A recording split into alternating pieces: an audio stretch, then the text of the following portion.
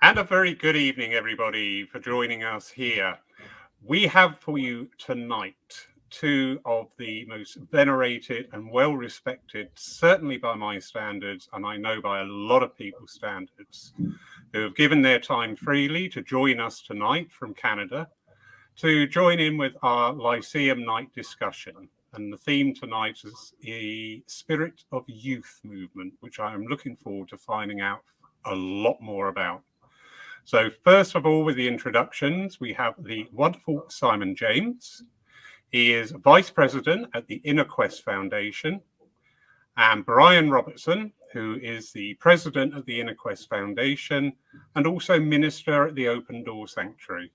And of course, I'm sure a lot of you are aware that these two gentlemen are the co-authors of the wonderful book, Magician to Mystic. Gentlemen, good evening. Good evening, Larry. Thank you for having us. Absolutely. No, I am so pleased to have you. Thank you, thank you, thank you. Simon, you are now back ensconced over in Canada. I know you've had quite a long break, but as families' demands are, that's absolutely fine. But there is that part of me that just thinks that must be so wonderful for you too. I know the emotions are here, they're everywhere, but yeah, you're back. And just as we were talking before we went on air, Brian was saying there is the opportunity now to reopen over there coming up. So I know the joy. I know the work, but I know the joy as well when people start to come back in. So congratulations to both of you. Well done. Thank you. Thank you. I have a very simple question, which hopefully will take up the next hour. And please, everybody watching and joining us, welcome. If you do have questions, just type them in the comments box and we will endeavour our best to pick those up during the course of the evening. But I have heard this mentioned many times before, the spirit of youth movement. I have searched and looked for some background information and I cannot find anything anywhere. So if one of you fine gentlemen could probably just enlighten us with a synopsis of what that is about, please. Well, I'm not surprised you won't find anything really any more about it, because it was an idea, a dream, and a short-lived. It was intentionally a short-lived movement that I created back in 1994. With the idea of encouraging not just younger people in spiritualism, but also a younger outlook. Now, the interesting thing is that, Laurie, as you said, I've just come back from the UK after being there for an extended period of like nearly 20 months due to family situations. And it was interesting going back and spending a prolonged period of time there. And of course, with the lockdowns, it was open and close, open and close. But I did manage to do a number of churches before lockdown and then after lockdown. And it was really interesting and also a little bit sad in some ways, to recognize that the issues or the point or the reason why I started Spirit of Youth back then, those issues were still present in 2020. Now, just to rewind just a little bit here, when I came into spiritualism, which was back in 1986, 7, I think, and I was young then. I didn't always look like this, so my beard was a little different, and I did look a little bit younger then.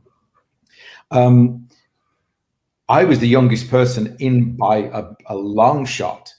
In my church, which was Wolverhampton.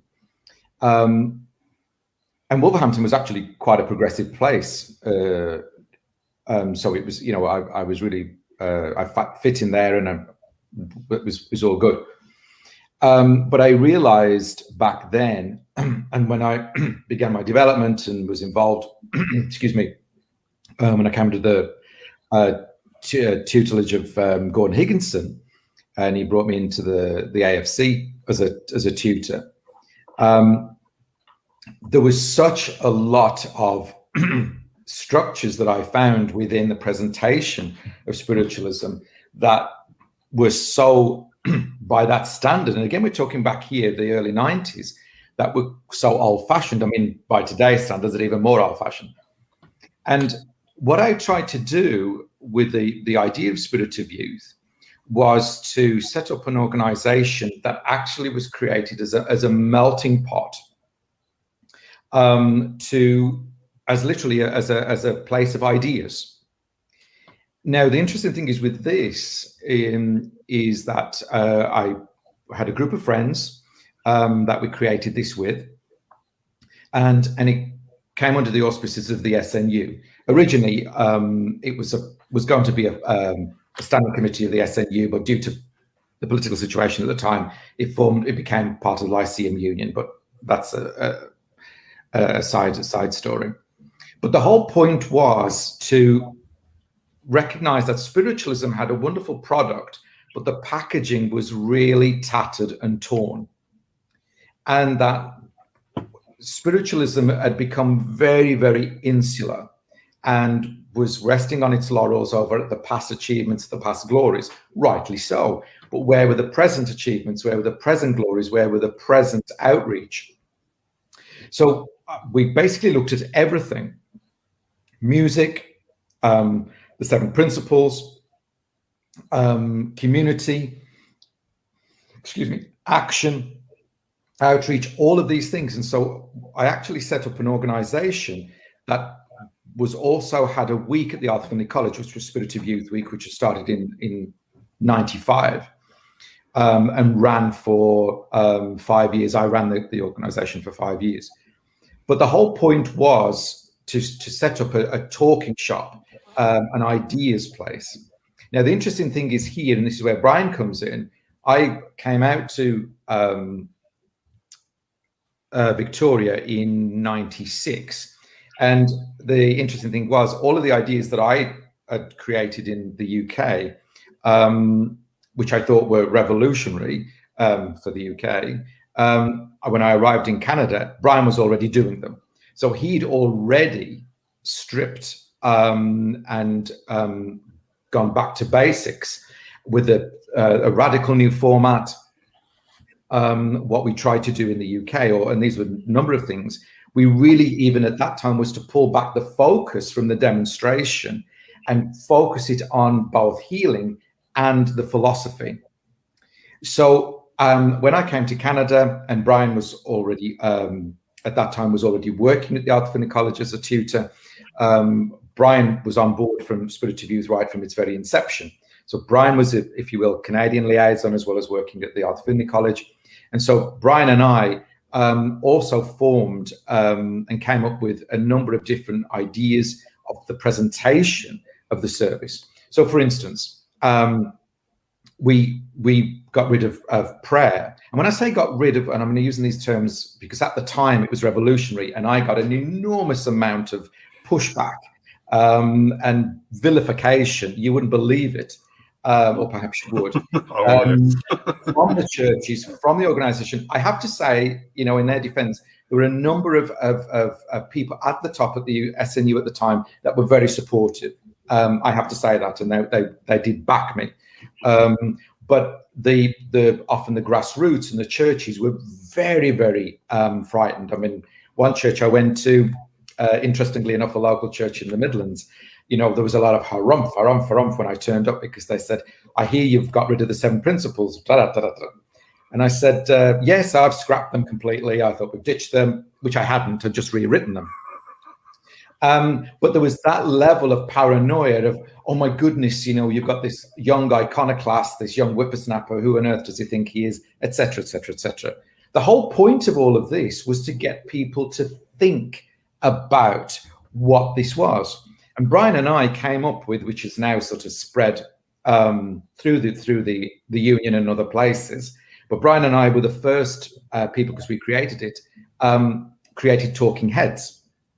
Yeah. And Talking Heads was basically the two of us having a conversation regarding the philosophy of spiritualism. Brian, did you want to come in on this? Yeah, what we did was just ideas and concepts, but we also, at the time, especially like the weeks of Spirit of Youth, which were a lot of fun, I have to say. It was innovative, and we had discussion groups on how to move the communities forward, the churches forward. So that was part of what you came for. So people of all ages, because it wasn't, Spirit of Youth wasn't necessarily for the young, it was the young of heart, if you like.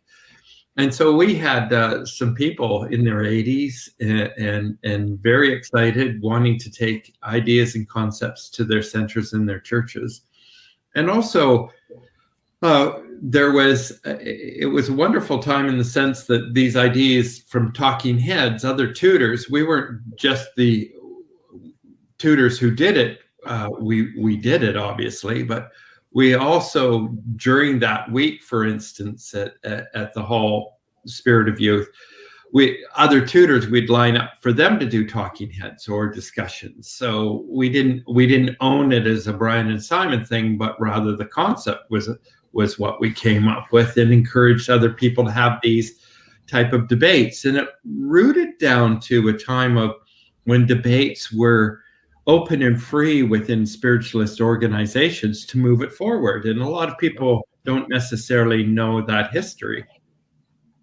And even every year we would introduce new songs. So we know even to this day, when we have done tours over in the UK before the most recent lockdowns, we would still serve churches because we're in service.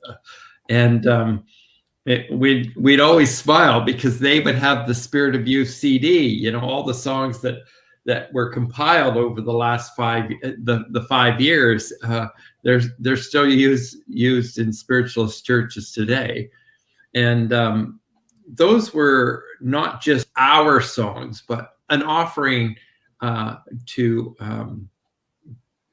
from the community who would come on a yearly basis. We had singers, we had dancers, we had creative aspects there. We were pushing the envelope once again in the sense of creating an action. And one of the things that came out of this was with another colleague at the time who was a tutor at the Hall, who also lives in Canada now. Some of your audience may remember her, Sue Brotherton. And Sue Brotherton, in conjunction with Simon's original concept of Spirit of Youth, created a side aspect of it of spiritualist aid. So the three of us and a few others got together and we created Spiritualists in Action, because that was part of the Spirit of Youth concept. And we fundraised. At the time, there was a challenge with Bosnia, the war at that time. So we actually collected funds and created T-shirts, not only for Spirit of Youth, but also for Spiritualist Aid, to basically raise funds. And we actually had trucks from the UK go over to Bosnia and to war-torn areas to help children. And that was a wonderful, it was birthed out of Spirit of Youth. So because the whole concept, what we did was really go back to our roots of creating my teacher, for instance, Winnie Bentham, who was associated and was taught with Gordon's mother. One of the things she always said, remember, every generation must move our understanding of the Spirit forward. It is not to be like the other religions in the past. And so that was what I was taught. So when Simon came over and saw what we were doing at the Open Door at the Inner Quest, it was not, it was from the inspiration from our elders. It wasn't something that a young whippersnapper was doing at the time. I even had hair then. It was something that we integrated, and we still, in our children's Lyceum, we actually encourage them as responsible citizens to be basically action orientated. And so we start from there. And the ideas and concepts of Spirit of Youth, it isn't a concept, and it lives in the heart. Although it may not be alive today as an organization with the SNU, it still lives in the heart, and we still work with the idea of Spirit of Youth. And so it's ever evolving, even to the point of just recently for ourselves, about 3 years ago, we revisited songs, and and as long as the song has meaning and moves the heart and moves it to the spirit, as we say, moves it to the concept of unity in God, then we're good, And so we've got songs from really traditional spiritualist songs all the way up to, well, that was 3 years ago. So 2017, we've got a song from 2017 in the mix, right? And so that's what we do, and we still do it. And I think this is something that we'd like to share. Is it's ongoing. It's an evolution. It's a continuing evolution.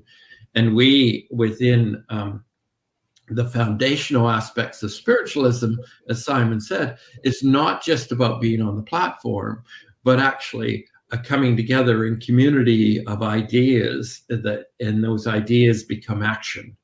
And that's how we change the world. As we change ourselves, we change the world. And this is something that I know Simon, especially in the UK at the time, was really hoping to motivate, and encourage. Let's sit at the table and let's create something that shows the world of its power, of the philosophy that we embrace, because it really is the thing that motivates. As you know, for most of us, as we mature in our belief system of spiritualism, or our knowing of spiritualism, we often, the message doesn't mean as much. We are grateful for the message and honored in the knowing of the loving and the love of those in the spirit that we have lost and bereaved. It always has a place, but after that, what is there? And so really what Simon was doing when he introduced it as Spirit of Youth, it was the question after that, what do we do? And so the coming together from different age groups and ideas and concepts was quite exciting. And it was an exciting opening. Simon went all out. He had fireworks on the first night. At the end, he had wonderful banners. A young man at the time, and I have just forgotten his name. Nigel Smith made these wonderful banners of the pioneers that dropped down in the sanctuary, and they dropped down and they were larger than life. It was something that I think most of us had not seen in a spiritualist gathering, these huge banners, and there were some pioneers that just warmed the heart. It was a celebration and honoring our past, and by doing so, sparking the future. And it was quite remarkable, actually. And we did a lot of concepts and ideas also, which I believe, or we believe, is still very important, about moving our own consciousness forward and moving what is mediumship and what is not in the parameters of what most people call mediumship, yet we can offer as spiritualists. So it was really quite something, wasn't it, Si? Yeah, I think the thing is that Spirit of Youth Week I ran till 1999. It did continue after that, but it certainly wasn't in the original sense that I wanted it to be. But I felt that I'd also taken it as far as I could. Because we had done so many different things. I mean, the 7 principles had been rewritten, but again, this is the issue with people, which are always fascinating, is that people get very, very frightened when something new comes along. which is bizarre as in spiritualism, because the whole thing was originally called the New Revelation, so it had to constantly reveal itself. So if you're frightened about trying new things in spiritualism, you've really, really picked the wrong religion, because it's, the whole thing is it constantly moves over. That's the point of it, So, for instance, an example of the 7 principles, the fatherhood of God, and I rewrote them in the language of the time. But the point of it is that they weren't meant to be static. They were meant to provoke thought. So the fatherhood of God became the power. The brotherhood of man was harmony is in. Communion of spirits and the ministry of angels was the dead speak, let's talk. But the problem was they weren't meant to be fixed in stone. And after I moved on from the organization, and it limped along for a bit afterward, and then the focus became pulled back to mediumship, which was always the biggest fear that I didn't want, in the sense of demonstrating and whatever. People were creating cards called the Spirit of Youth 7 Principles, and they were printed up, and it was no, that's not the point. You've missed the point completely. The point was that they were meant to provoke your thought. What do they mean to you? Because if you're just replacing them with my meaning, then you've lost the point of the whole exercise, was to provoke your thought. What do they mean to you? Because at that time, the 7 principles were hardly ever mentioned. The pioneers, most people hadn't got a clue who they were. And so Brian and I really pulled focus onto the pioneers, onto the philosophy, onto the healing, to create a much more well-rounded and holistic experience of what that was, while at the same time getting people to think, well, what do you think? Does this make sense to you? How can you relate to you? Does it move you? Does it move the world? If it doesn't, we're doing something wrong, So we did road shows around up and down the country. We did them overseas. There was a Christian Morgan in Australia, also built Spirit of Youth over there. When I moved to Canada, Spirit of Youth, all the thoughts there were already in action because Brian had created it all. So really, Spirit of Youth now continues to live at the Inner Quest here in Victoria on Vancouver Island, where we have all of these concepts, and they are still about provoking, moving thought. And to this day, Brian and myself constantly review, go, okay, this is is this still working? Is this still providing a good vehicle for the representation of spiritualism? If not, we need to change it. If it does, then that's fine, we keep it. But we have to do this. And I think the point of it is Spirit of Youth, as Brian said, was always about the youth of the spirit, the youth of the heart, the youth of the soul, not necessarily the youth of the physical body, because that passes for everybody very quickly, but hopefully the youth of what's in here continues to provoke thought and create and be part of the new revelation. That is absolutely wonderful. We have discussed in our previous discussions here, I'm very much of that mindset. Please, everybody at home, I am not being disrespectful. I'm not being antagonistic in what I'm about to say. My opinion of spiritualism, we had grown very much into an orthodoxy, and we've grown very much into a very staid presentation of what should be the most joyous experience of anybody's life, to understand the continuation of life. And that is a very big word, the continuation of life.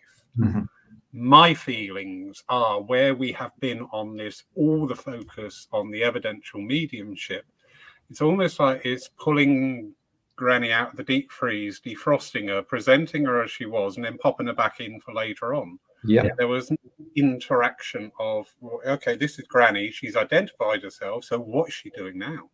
And what does that interact with our life? And we had, again, in my opinion, please shout at me, absolutely fine, we've grown this passivity into our congregations. It became very much what I refer to lovingly as the sausage machine approach, Mhm. where every week we were doing demonstration of every time we opened the doors, it had to include a demonstration of mediumship.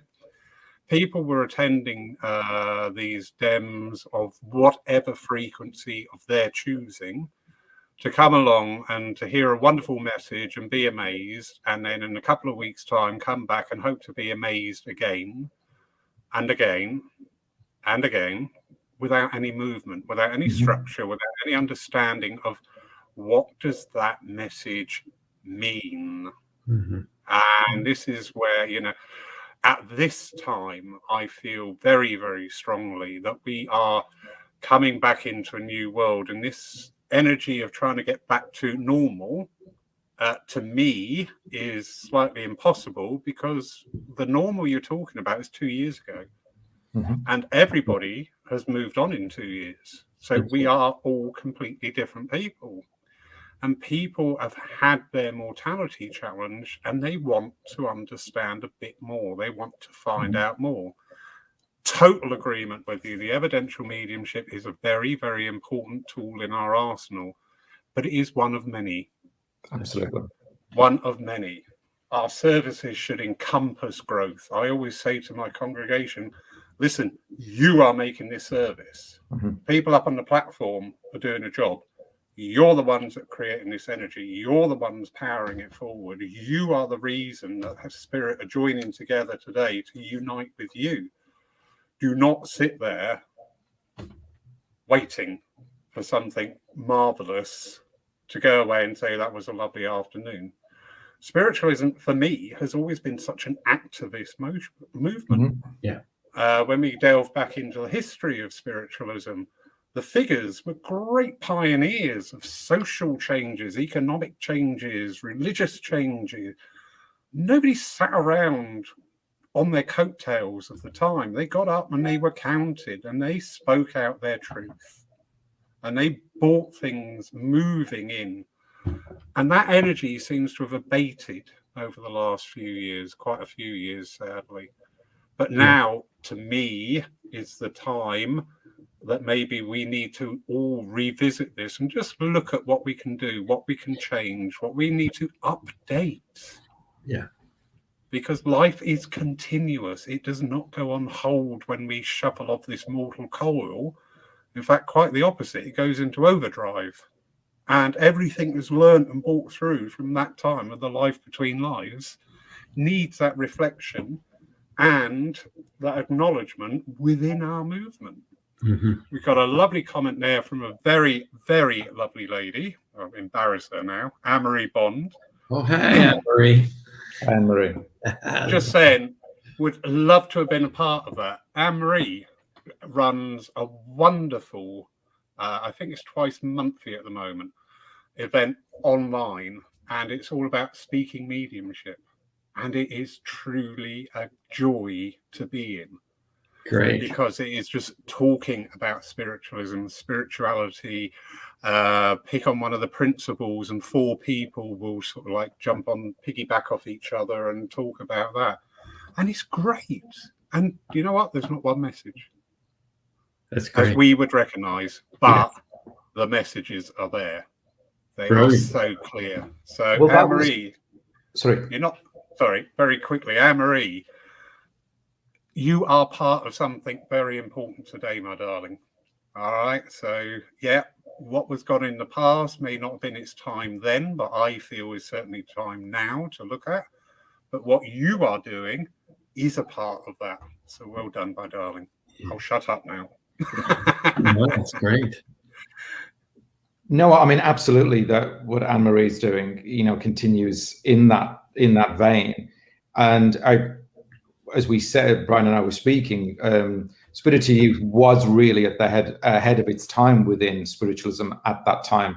And as I said, when I went back to the UK, just very recently, and I was in some of the churches, and the same things were taking place, the same issues, the same problems, the same thing. I said to somebody, I said, seriously, I left this party 30 years ago, and we're still doing the same thing, but the society has changed, people have changed.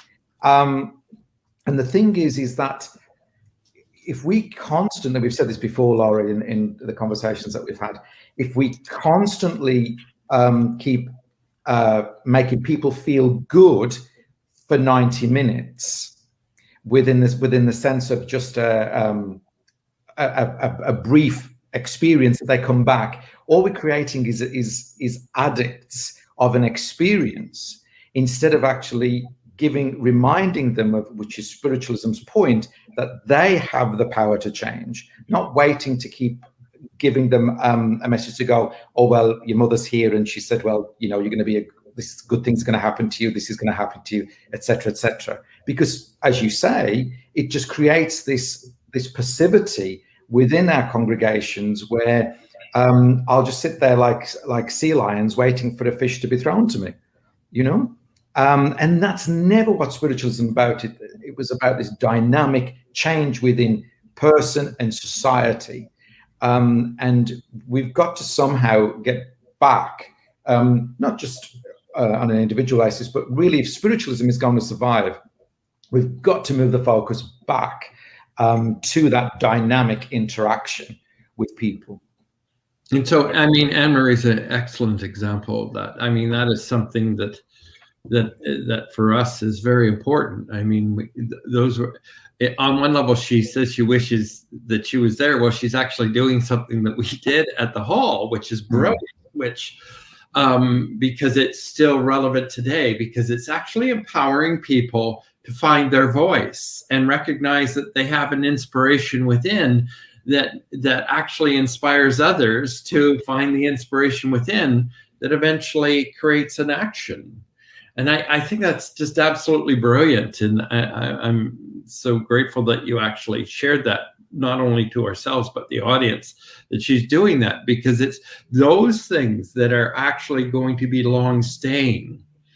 You know, coming to a center that is, if you like, stale and without innovative thought or innovative action, you know, slowly weakens. We're in an era as well of social media. We're in an era where people are reaching out wanting community, but we are also in an era where they want it their way. Yeah. So we are very, very much in a vicarious position within any philosophical organization. And we I think it's next week, we're having a multi-faith meeting. So basically the leaders of the different organizations within Victoria are coming in, and some of them are going to be in the garden. We haven't decided where they want to be for safety protocols, because we're in a bit of a lockdown here. But again, they are all struggling because there's a certain age group that wants it their way, and we are not the only ones up against this. And I think this is really important to understand. So therefore, our messaging of who we really are, we all need to investigate. What are we offering? What are we offering? We have a history, and for those of us who know our history, and we've mentioned this time and time, we were some of the first environmentalists, right? We were an environmental movement over 100 years ago. And now the environment needs us. And what are we doing that as small little communities? But I mention this for two reasons, because it needs our attention at the moment. We have a history of it. And the second part is that people are interested in it, and the young are interested in it. And they want to be a part of something that makes a change, right? And this is something that we've noticed, and we're already involved in it. So, you know, we have programs at the center. I mean, we have Take a Hike that is years old. So what that is basically, they call it now forest bathing, but we are very fortunate to live in an area that has lots of forests, lots of rivers, lots of trees, lots of mountains. So there is when the pandemic wasn't in lockdown, it could be twice a month or once a month, once every 6 weeks. There's one coming up September 11th, and we go out and we be in nature. And we appreciate nature, and oftentimes there is an individual who, for instance, we have one of our people. We don't take them out. We don't need to lead everything, because some people often think they need to lead everything. So I just want to make that point. So we have one of our people who is a survivalist.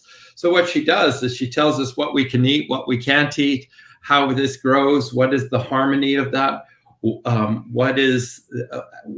we're seeing within the disappearance of certain plants and the reasons why. It's brilliant when she's out. So she is, Karen is her name. She even makes pots that you can boil water in out of bark tree.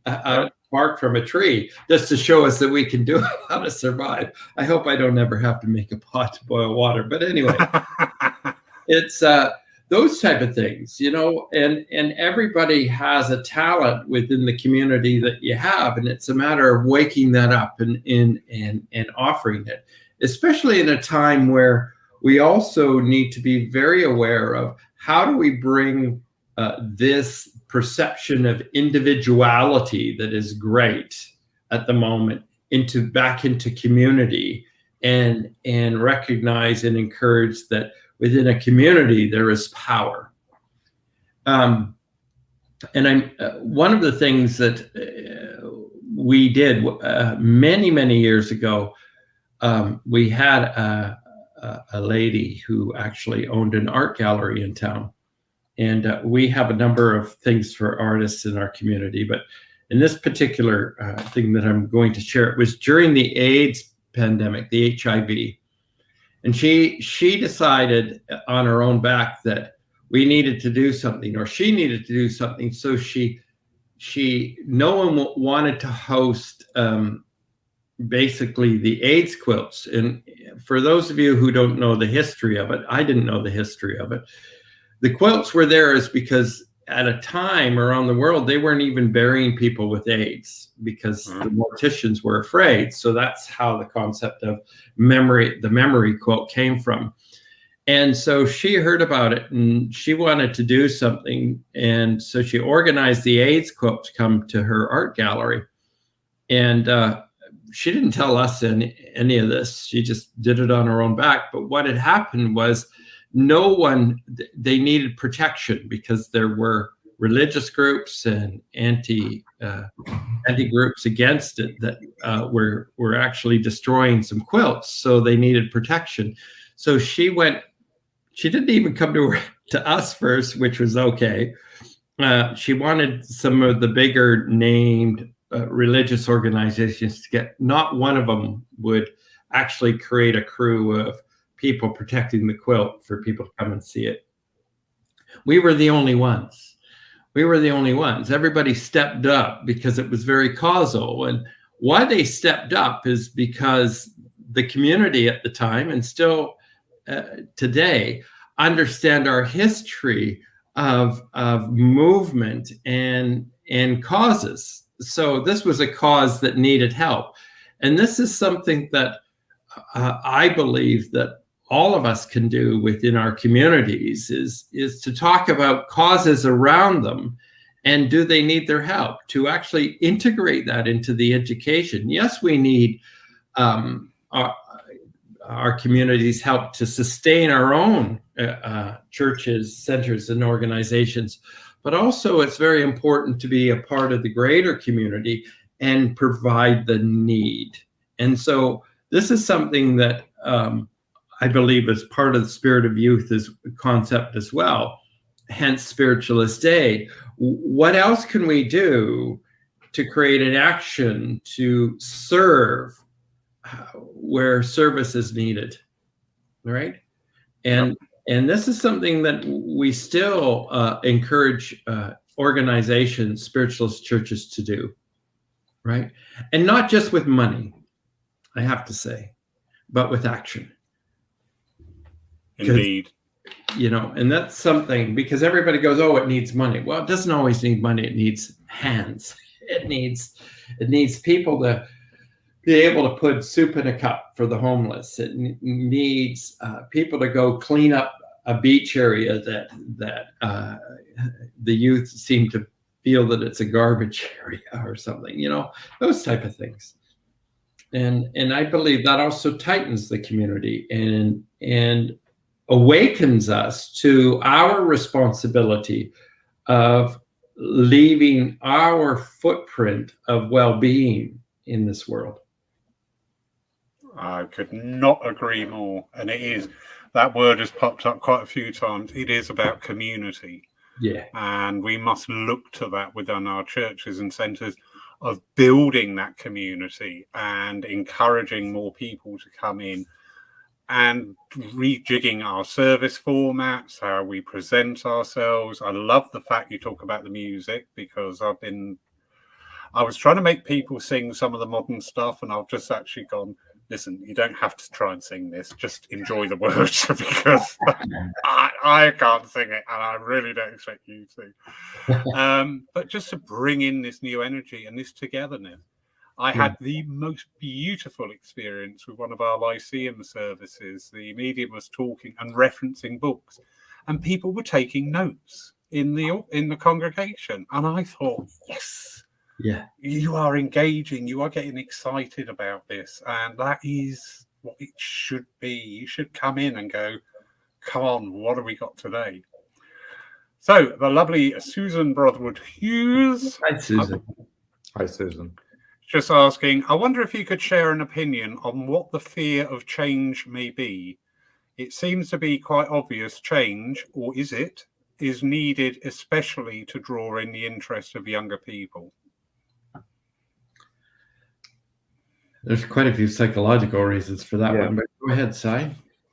Well, I think, I'll do one bit of fear and then I'll hand over to Brian, because we could do a whole lecture on the fear within spiritualism. Yeah. I'll just focus on first of all, mediumship. One of the fear of change that I found back then, and it's still today, is the identification that mediums have with their own mediumship. You take that away, or you stop that from working in the way that they think they need to work, and they get very uncomfortable, very angry, very quickly. And so I remember this was at the Arthur Finney College. Brian and I were doing a service, and all of our services at the Arthur Finney College are exactly the same as we do at the sanctuary here, at the Inner Quest. Healing philosophy and interactive philosophy, one contact, maybe two at a push, one contact, because each of those are of equal time and equal importance. That's it. And some of the services we do at the Inner Quest don't contain a demonstration of mediumship, because it doesn't figure, or there is no point to it in the context of the service that we're doing. So as soon as you take that away, and we said this, I remember there were some tutors at the Arthur Finney College at the time, so there'll just be one contact. And I remember one meeting got very irate and said, well, what about the spirit world? So, well, what about the spirit world? What are they going to do? Form a revolution and punch their way through because there's not only one contact? Do you really think the intelligence of the spirit doesn't know the point of this? Do you think people are going to be talking about me behind my back in the spirit world? It's really, you think this rubbish? But what this was about, what highlighted, is not the need of the spirit world, but the need of the medium to perform, to be seen, to be recognized. And so this is a very long answer this is a very, very wide conversation here, which takes longer than what we've got here, Laurie. But there is an intrinsic fear of often mediums, the attachment that I must demonstrate, I must demonstrate. And the answer to that is no, you don't. Because your mediumship can express itself in a variety of different ways. Yes, a demonstration has a point, has a purpose in the right context.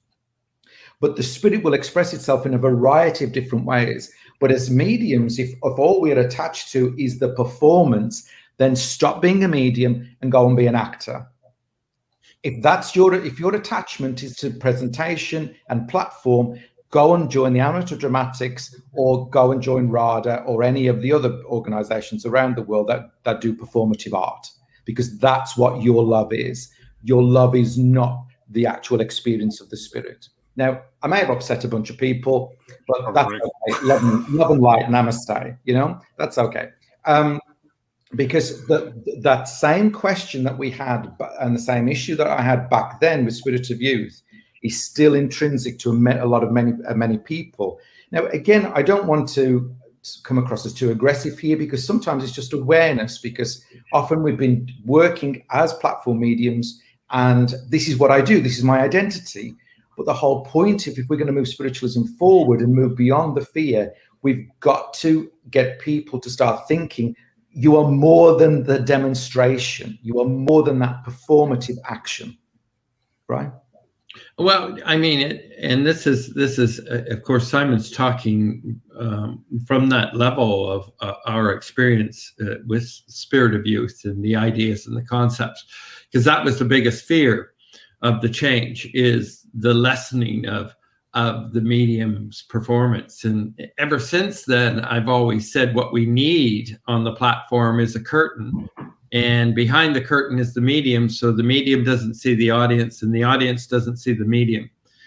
And we would probably lose 90% of the mediums working today, because they'd always be behind a curtain and they'd never see the audience and the audience would never see them.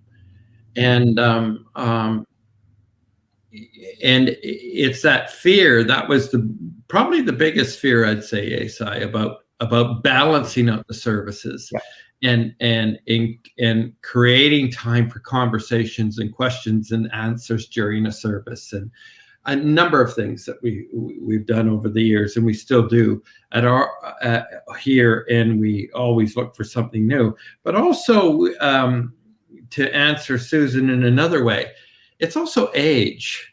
It's one of the things that on a psychological level, we also, a community wants to feel safe. If you ever notice going into a center, for those of us who have been long time community goers at a divine service and other things, everybody has their favorite seat. And sometimes when somebody gets there a little early and takes the seat, you can feel the dragon rises. We get so comfortable with how it should be and where we belong and the ownership of that, and then change comes. And one of the things is we need to honor aging, in the sense that there is a fear with change and how we present change. One of the things, again, at Spirit of Youth that we did, I believe it was 98, is we reintroduced the old naming service with a slightly modern twist. Now, the naming service that I'm talking about is not the naming service that most spiritualists witness. It was the traditional naming service that was actually longer. But we actually had all of the NEC there at the time. We had also some district members there at the time, and they were frightened when they witnessed the old service. They were frightened. Some of them didn't even know that all we did was modernize the more ancient spiritualist naming service, not the service that, again, most people see today. But they were frightened. And then there were others like Bassett. Jean Bassett. Jean Bassett was thrilled. She says, "This is brilliant. This is brilliant. We need to shake it up. And isn't it wonderful that you've taken something of old and just made it a little more modern and honoring for the fullness. It's fuller than what we're doing. We need to change this." But then there were others who were there who were so frightened because they feared their lack of knowledge, because and this is another thing, is here we're taking people on a journey. And one of the things, again, that as I was taught by my teacher, Winnie, was the learning and the knowledge is endless. And again, I've mentioned her many times. I mean, she died at 104, and my last knowledge of her working was about 102. Wow. Right? Yeah. And she was phenomenal, a medium in so many different ways. And her knowledge base of the traditional ways was with her. And also she watched the modern movement. She helped reorganize what our organization was today. It was an amalgamation of 3 spiritualist churches, because spiritualism has been here in Victoria since 1859. But she always said it'll be the elderly that are fearful because they're frightened of change because of their age. So remember that. So it's how we address it, right? But at the same time, that's where I think Simon coined it, spirit of youth, is to encourage that we're not leaving anybody behind. We're just looking for the youth in your heart, the enthusiasm that first brought you here, and to go with it. You're still a valued community member, and we won't leave you behind, because people don't want to be left behind. But sometimes I think, and we know this just on an aging level, of how many people do you know who, after they retire, there's a statistics on this, where they die within 3 years after they retire, mostly men, because their value is in what they do, not who they are. Spiritualism is about who you are. The message, if you like, of communication, of life after death, is all about to live first, right? It's all about, you got to live first. It's not about what you do afterwards. It's to remind you that you're living now and the value of those loving connections, right? So live. So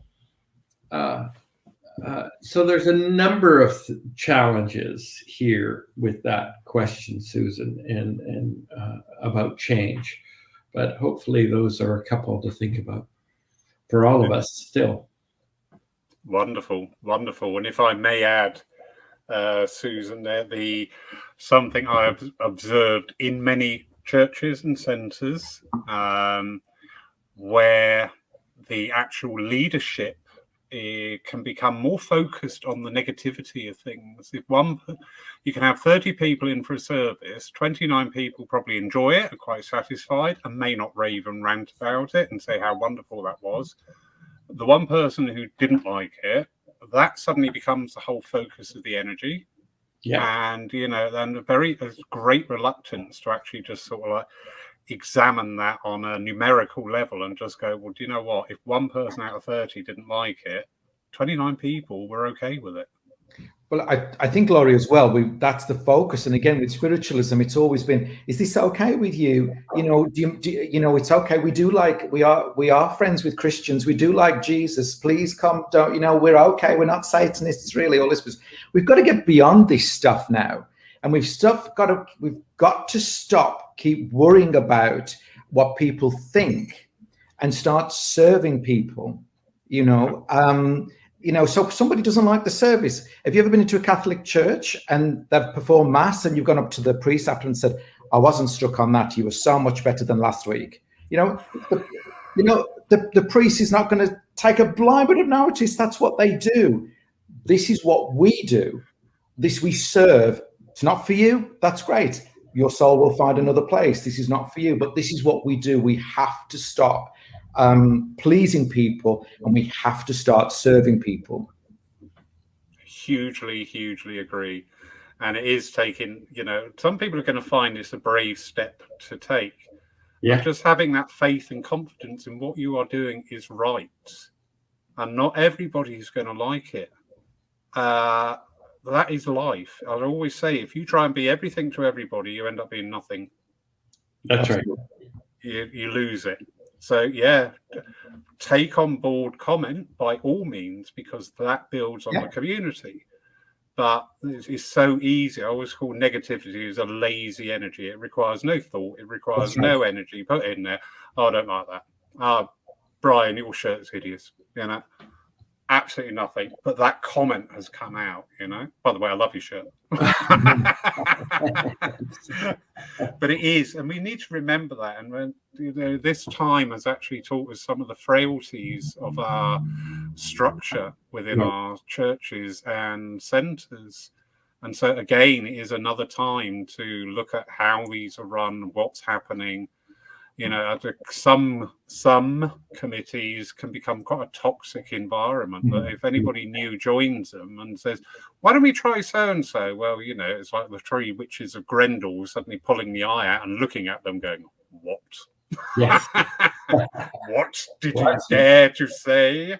And, you know, we are an activist movement. Yeah. We are, and I agree, you know, a lot of my sayings come from your teachings. It's about life. It's about life. It's about life. It's about what's going on outside that door and what's going on inside that person's heart and their connection with the divine. And that's what we need to be serving, not their, you know, we have become quite an entitled society where whatever you put up, somebody will offer a contrary opinion. Yeah. Absolutely fine. That's their journey. Crack on. Yeah. Exactly. I'm so not going to be running a church by this time tomorrow, but never mind. At this time I am, so I may as well go out on a high. Frederick Haglund from Sweden. Good evening, Frederick. Hey, Frederick. And he's disagreeing there. I think if churches and centres were teaching in this way, referring back to your earlier conversations there, it would bring more and new people into the movement. Frederick, you are so correct. Yeah. Our congregation here in this church and also in talks with other churches in the area and further afield, we are seeing a great insurgence of people new to the movement or new to the church. And in some cases, it's up to 50% of the congregation. And those people are coming in looking for something.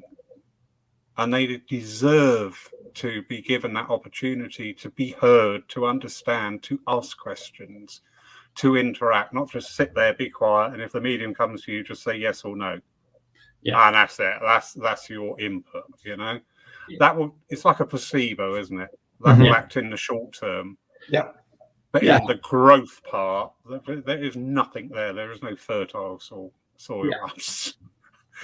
I really have lost running this church, but never mind.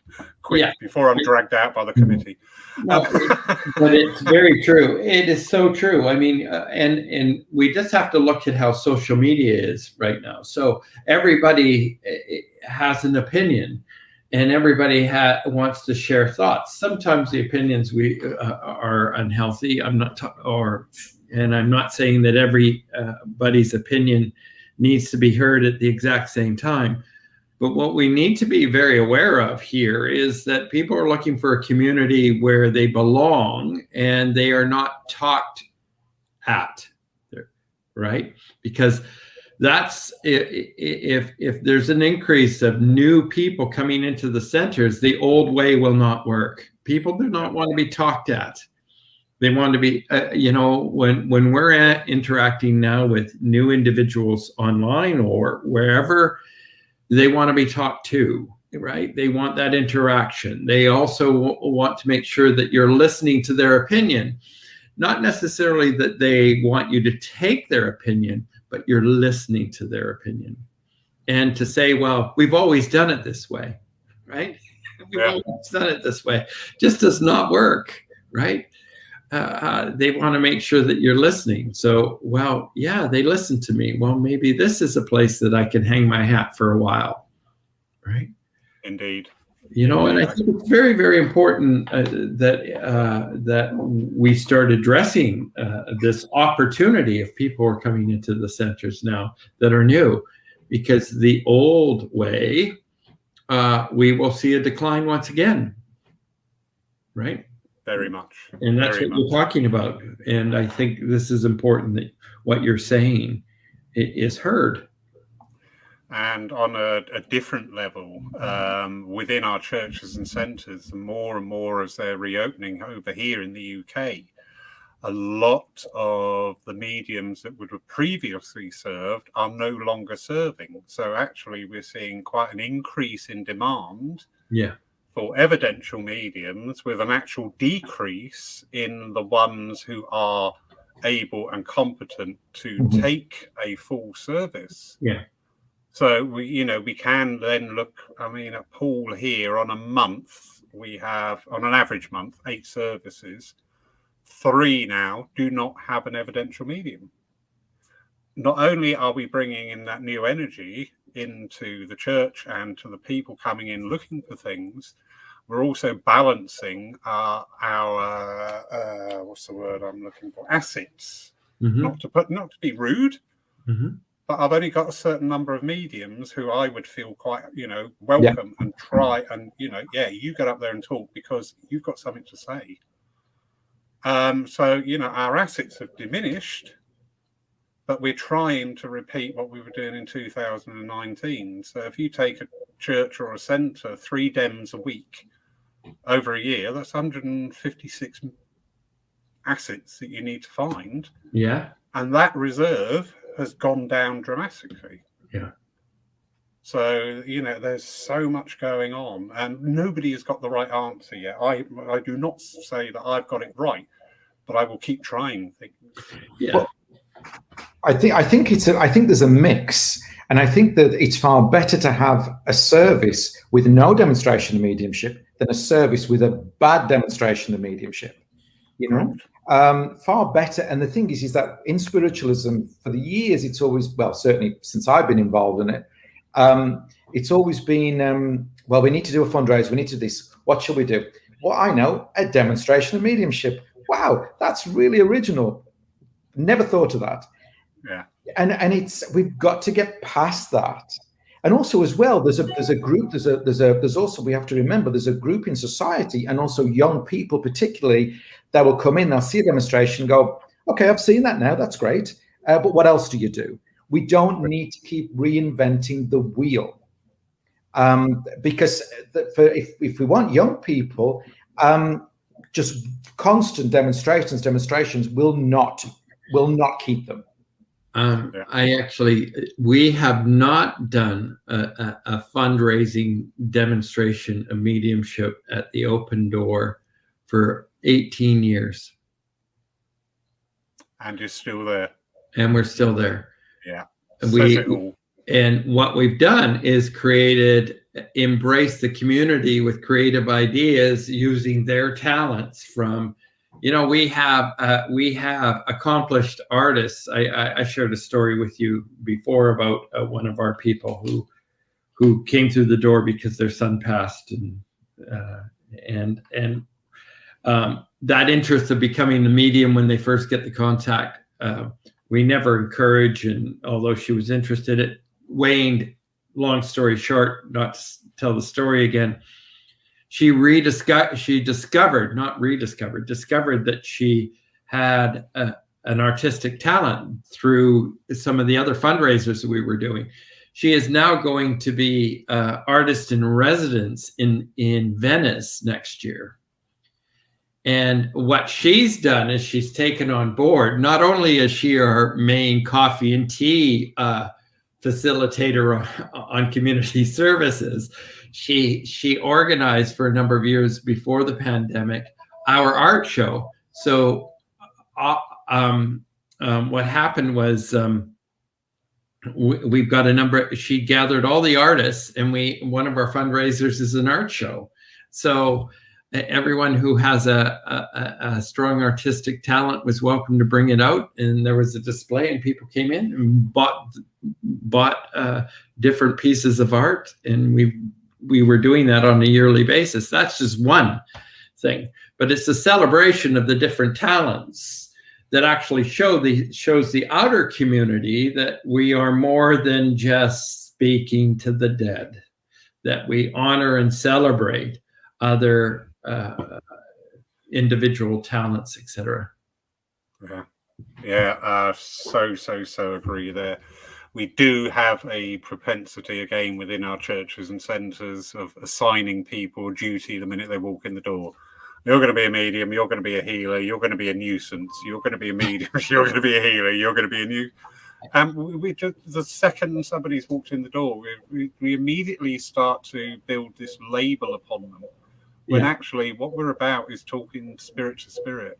Yes, that's right. You know, and finding out from these people their story and where they are and their abilities, and fostering and encouraging that and creating that community. Yeah. It's so important. Very. A lot of people sharing stories there in agreement with everything that's being said tonight, and sharing personal stories there also of experiences within committees of churches and centres. So thank you, everybody. Gentlemen, have you got any closing thoughts for us, please? I think I just, because I saw some comments from Sue Townsend there where she talked about sacredness, spirit of place, energies, earth energies and elements. There we go. And that's something that is very important to us, isn't it, Brian? Yes, very, very important. It's something that we constantly encourage people in the community to bring out. And we feel it's very, very important because they are the container of God. They are the and the Creator has bestowed them with talents. And we are here as an organization to awaken people to the beauty of their being, the beauty of their talents. That is our job. Whoever takes the mantle of holding the space for a community to come together is to share the spark of the divine within, and to recognize that this life is important. And when people really start shining, the influence they have in their own personal communities are great. Their own families, their own interactions in different clubs or work or whatever. When people are at peace within their nature, and we have aided in the healing or the facilitation of that, we've done our job. And we cannot just rely on that the Spirit is telling me to be a good girl, go find your talent, but rather that the philosophical and the actions that we create within the centers, the activism that we play a role in, create a healthier world, an awakened world. And that's our job. And mediums are the old tribal healers, as I always say, and we need to take that mantle up. What is best for the community? For the community grows, the community expands, the community goes out to the greater world and makes a difference. Brilliant. Thank you. Thank you. Gentlemen, as always, I know you don't like the compliments, but I am always totally in awe of your honesty, your knowledge, and your standing of what you do and encompassing that and relaying that with such passion. Absolutely beautiful evening. Lots of thanks coming in from around the world. Thank you. Well, thank you. Hello, Helen. How are you, darling? Helen Van Hoeft. Yes, Helen, Susan. Oh, no, where's she gone? Hold on, they're coming in so fast I can't keep up with them. There we go. Right. Helen Van Hoeft, lovely of you to join us. So, and Susan Brotherwood Hughes, just saying, it is progressive, but it's energetic, you know, and we do. None of us, I always say this, nobody wants to be in this time. The root cause of why all this change is about, none of us wanted. No. But it is here. It is here. It is part of our world. It is part of our energy. It affects our thought, our deeds, our work, everything within our life. And when you're in a situation like that, you need to look for the opportunities, not just the downside. Go, okay, well, I can't do that. What can I do instead? How can I change this? How can I make this better? And tonight, there have been so many ideas, thoughts shared of improving spiritualism and regaining that love of spiritualism. So, gentlemen, I wish you a very pleasant day. Always a pleasure to be with you, Larry. Thank you. Thank you. Honestly, I'm always so touched that you share this time with us. Everybody, thank you very much for joining us tonight. It's been an absolutely wonderful night. This will be available later on our YouTube channel, and also I will, with your gentlemen's permission, convert this to a podcast as well, because there was a lot to listen to in there tonight. So thank you. Thank you. Please remember, everybody, that we will not be having a Lyceum night tomorrow night, as we are busy here within the church with the trance demonstration from the lovely Mark Stone, who's in the room tonight. But we look forward to rejoining you next Saturday at 7 p.m. So on behalf of myself, the ex-president of Paul Christian Spiritualist Church, Lawrence Saville, thank you and good night. Gentlemen, if you'd like to say your good night. Thank you. Good night. Thank you all, everyone.